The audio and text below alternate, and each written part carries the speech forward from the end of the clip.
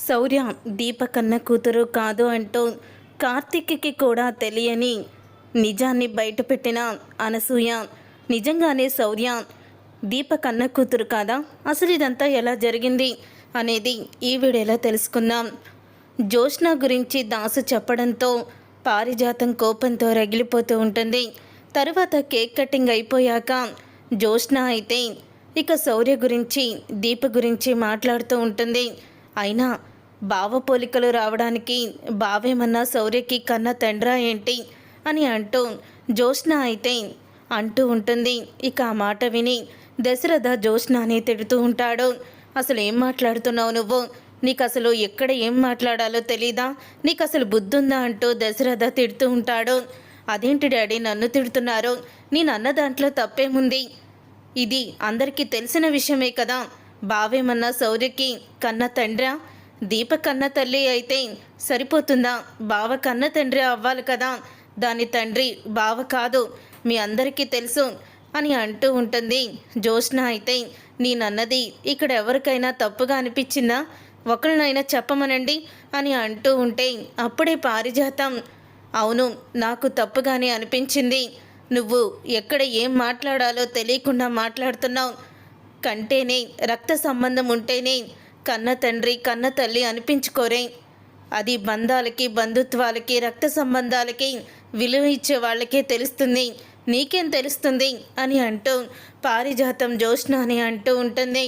అప్పుడే పారిజాతం జోష్నాని అలా తిడుతూ ఉంటే అందరూ కూడా షాక్ అయిపోయి చూస్తూ ఉండిపోతారు. అప్పుడే ఇక శివన్నారాయణ పారిజాతం ఇప్పటికీ మన పెళ్ళైన తర్వాత నువ్వు మాట్లాడిన విషయాల్లో ఇదొక్కటే మంచి విషయం, చాలా బాగా చెప్పావు అని పారిజాతాన్ని శివన్నారాయణ పొగుడుతూ ఉంటాడు. ఇది తాతయ్య చేత పొగిడించుకోవడానికి నన్ను అందరి ముందు కూడా ఇలాగ నన్ను తిడుతుందా, లేకపోతే కావాలనే తిడుతుందా? ఈ గ్రాని ఏంటి సడన్గా ఇంతలా మారిపోయింది అని అంటూ జోష్న అనుకుంటూ ఉంటుంది. అప్పుడే ఇక కాంచన అయితే రే కార్తీక్ వీళ్ళెందుకు వచ్చారా? మళ్ళీ నా కోడల్ని అవమానించడానికి వచ్చారా? వీళ్ళనేమని మనమేమన్నా బొట్టెట్టి రమ్మని పిలిచామా? వచ్చి వాళ్ళంతటే వాళ్ళే వచ్చారు.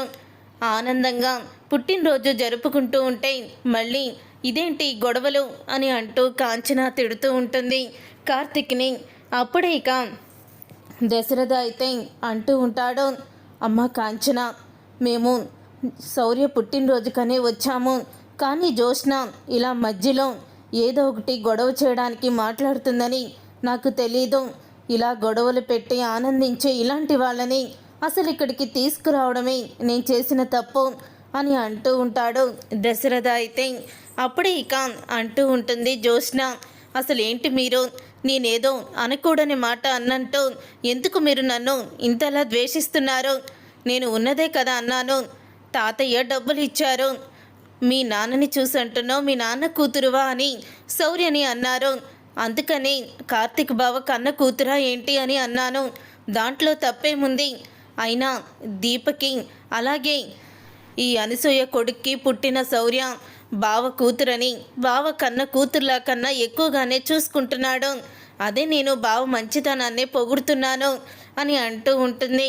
అప్పుడే దీప అయితే నువ్వు మంచితనాన్ని పొగుడుతున్నట్టు లేదో, ఇప్పుడు శౌర్య ఈ మాటలు వింటే తను ఎంత బాధపడుతుంది అని అంటూ ఉంటుంది. దీప అయితే నువ్వు ఇక్కడికి వస్తే మంచితనంతో మంచి ఉద్దేశంతో వచ్చావని నేను అనుకొని జోష్న, నీ మనసులో ఏదో ఒకటి దురుద్దేశాన్ని ఉంచుకొని వస్తావు అని అంటూ ఉంటుంది దీప అయితే. అప్పుడే ఇక సుమిత్ర అయితే ఏమీ మాట్లాడకుండా మౌనంగా ఉంటుంది. ఏంటి మమ్మీ అలా మౌనంగా ఉన్నావు? నన్ను అంటూ ఉంటే నీకు కోపం రావడం లేదా అని అనగానే నువ్వు అన్న మాట కరెక్ట్ కాదు, అలాంటప్పుడు నేనెందుకు మాట్లాడాలి అని అంటూ ఉంటుంది సుమిత్ర. అదేంటి మావయ్య మీరు కూడా అలా మౌనంగా ఉన్నారేంటి? మీకు అసలు దీప అంటేనే ఇష్టం లేదు, అలాంటిది మీరు కూడా దీప కూతురు పుట్టినరోజుకి వచ్చారు. మీ కన్న కొడుకు ఇంకొకరికి పుట్టిన కూతుర్ని తన కన్న కూతురు కన్నా ఎక్కువగా చూసుకుంటూ ఉంటే మీకు ఏమీ అనిపించడం లేదా? బాధ కలగడం లేదా అని అంటూ ఉంటుంది జోష్న అయితే. అయినా ఈ దీప ఎన్ని నాటకాలు వేస్తూ మన ఇంట్లోకి చొరబడింది, కావాలని మా మమ్మీ ప్రాణాల్ని కాపాడడానికి వచ్చినట్టు ఇంట్లోకి వచ్చింది, అందరినీ బుట్టలో వేసుకుంది. చివరికి నాకు దక్కాల్సిన బావని కూడా తనే దక్కించుకుంది. బావ కూడా నిమిషం కూడా ఆలోచించకుండా ఒక కూతురికి తల్లి అయిన దీప మెడలో తాళి కట్టాడు అని అంటూ మాట్లాడుతూ ఉంటుంది జ్యోత్స్న. జ్యోత్స్న, ఇంకొక మాట మాట్లాడుకో, పద ఇక్కడి నుంచి వెళ్దాం అని దశరథ అయితే అంటూ ఉంటాడు.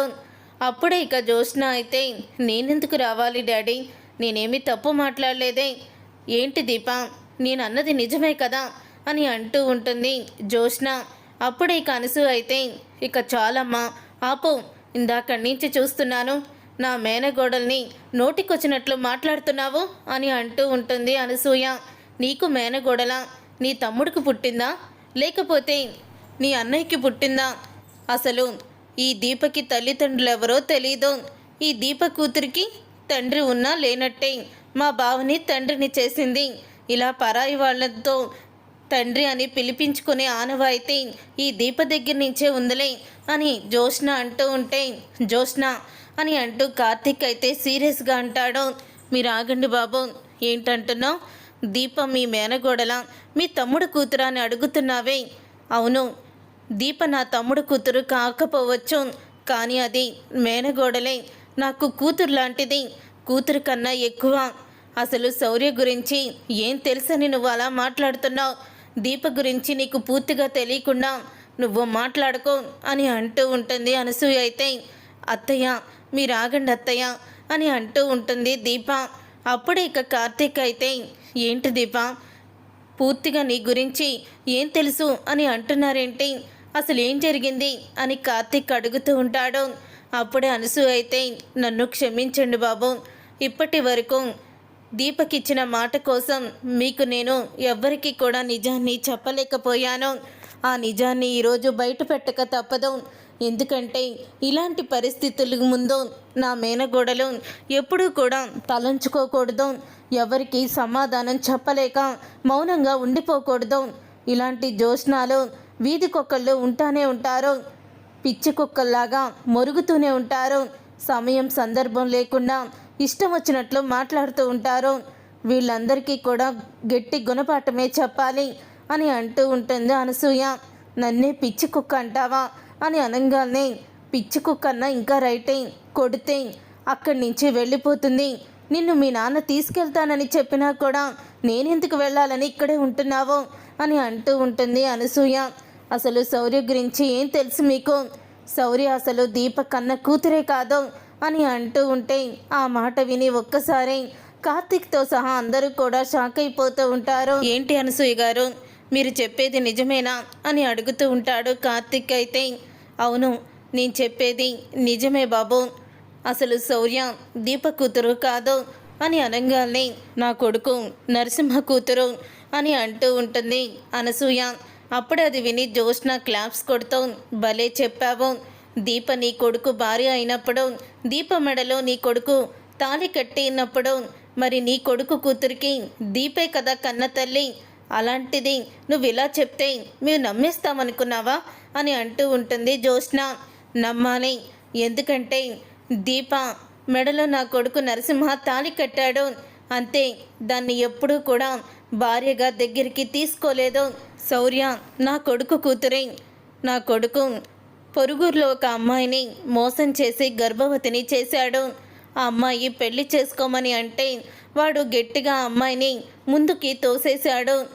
నిండు నెలల గర్భిణి అయిన ఆ అమ్మాయి హాస్పిటల్లో ఉంది. అప్పుడే దీపకి నా కొడుకు నరసింహకి పెళ్లి ముహూర్తం కూడా పెట్టించాము. పెళ్లి ముహూర్తం పెట్టించిన తరువాత సరిగ్గా నరసింహ దీప మెడలో తాళి కట్టాడు. అలా దీప మెడలో తాళి కట్టిన తర్వాత నరసింహ దగ్గరికి ఆ ఊరి పెద్దలు వచ్చారు.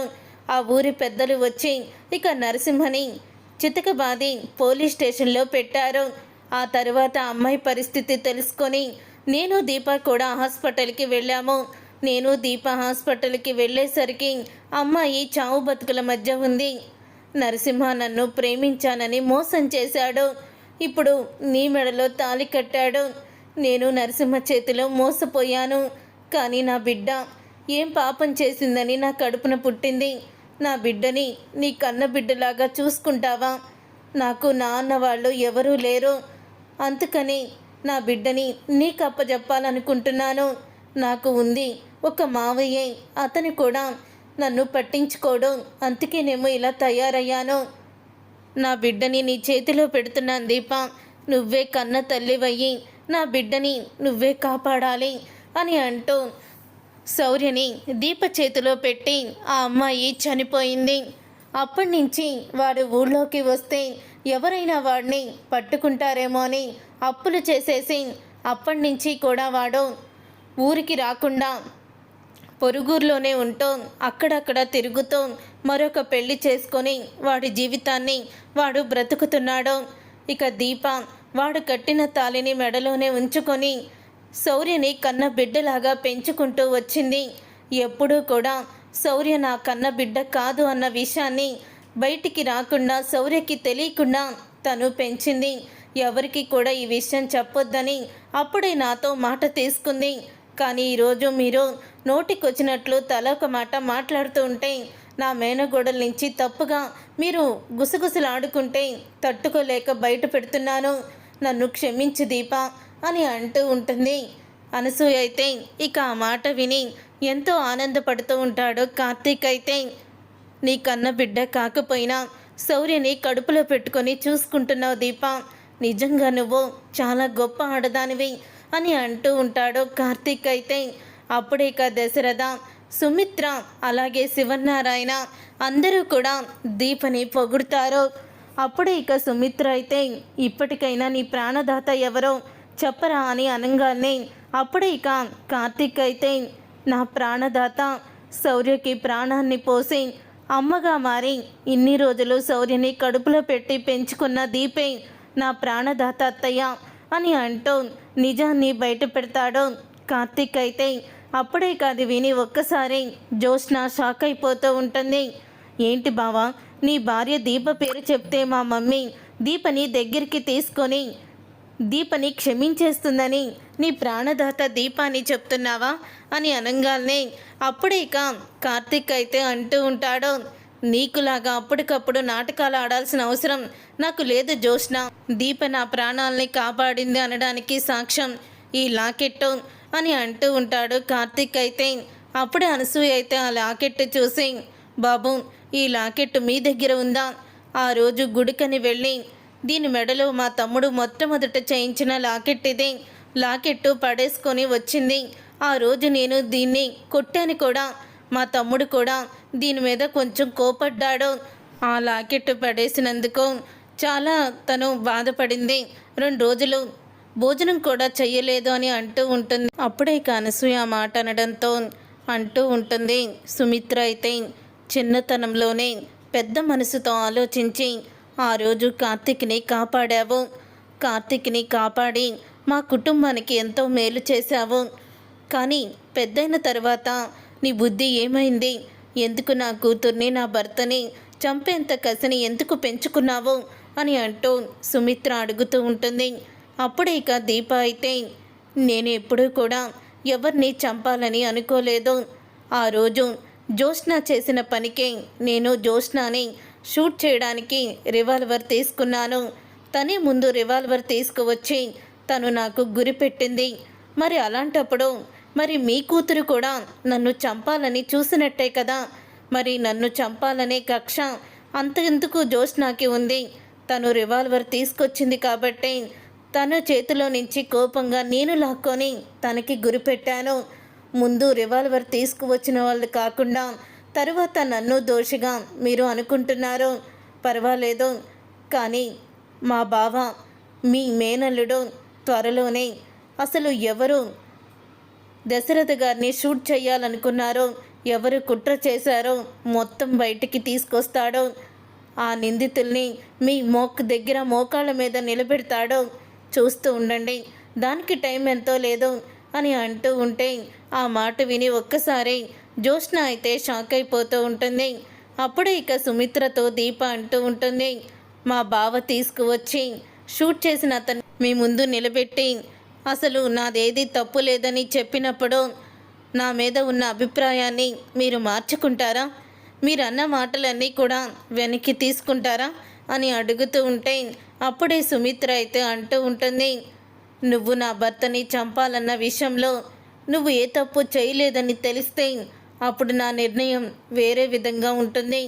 ముందు ఆ నేరం చేసిన వాళ్ళని నేను అస్సలు కూడా వదిలిపెట్టను.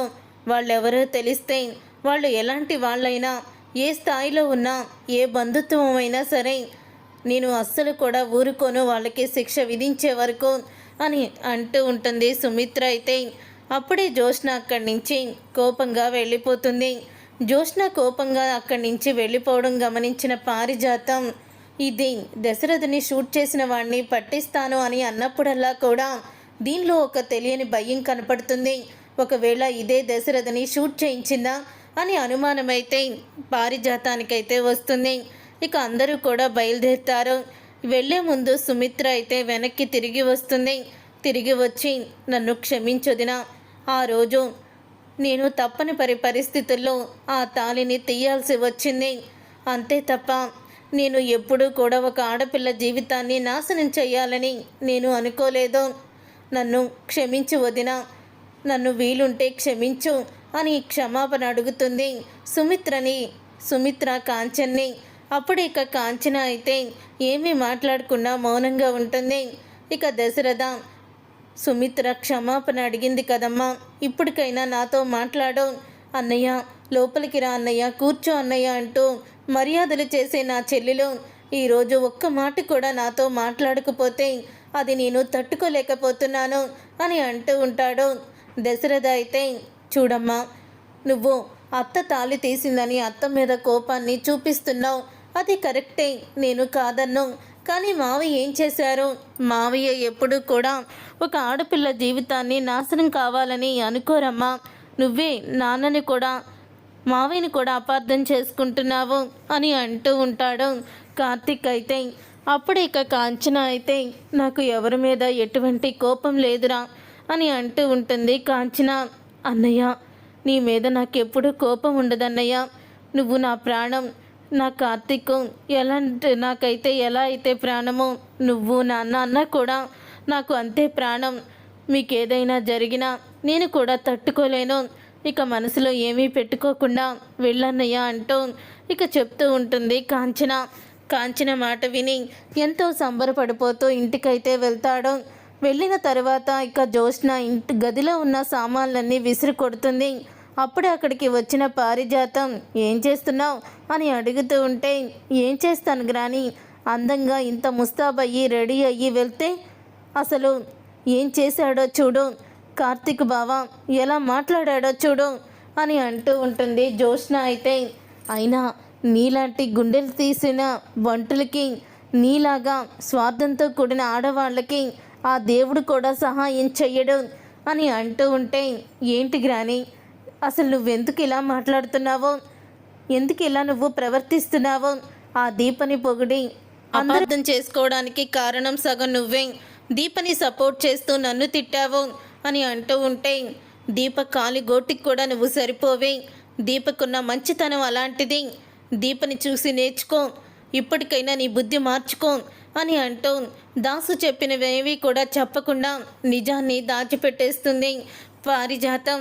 అప్పుడే ఇక జ్యోత్స్న అయితే, ఏమైంది గ్రానీకి, ఎందుకు తను ఇలా మాట్లాడుతుంది, అసలు ఈరోజు నా టైమే బాగోలేదు, అందరి చేత ఏదోటి అనిపించుకుంటూనే ఉన్నాను అని అంటూ తనలో తానే తిట్టుకుంటూ ఉంటుంది జ్యోత్స్న అయితే. చూసారుగా ఫ్రెండ్స్, రాబోయే కథలో ఖచ్చితంగా ఇలాగే జరగబోతుంది.